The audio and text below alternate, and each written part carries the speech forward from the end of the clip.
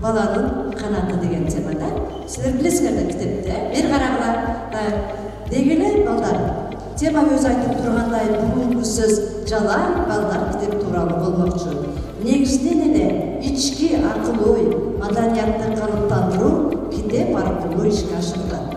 Китеп жалаң гана маалымат булагы эмес, ал жан дүйнөнүн жүрөгүнүн азыгы.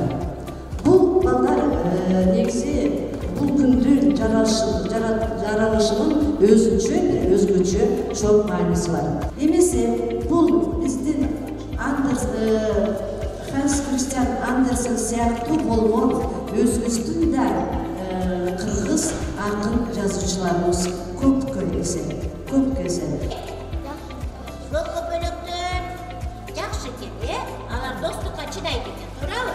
Бир жигит чыккан экен сапарга, жолдо кетип баратып, жолугуптур шайтанга. Шайтан ойлойт ичинен, ширик болуп айлайын. Желаю вам сотни новых историй про старых знакомых и новых героев. Полицейские книги всегда будут с вами. И добрые времена остаются. Кимдин чыгармасы? Чыңгыз айтмадым. Кайсын чыгарма? Аккеме. Тумакты ойлоп кайткыла. Суук түшөр учурда чачымды түрүп алдырбап, күп жүрсө ичинде жылуу болушунда. Акыраак айтачы. Сени болсо көп кыздар кийимиң чактап кие албас, кисадаттыкка жүрө албас. Мен саганда эртеги чалпый баса отурган чала эртең кыздар жүрөт.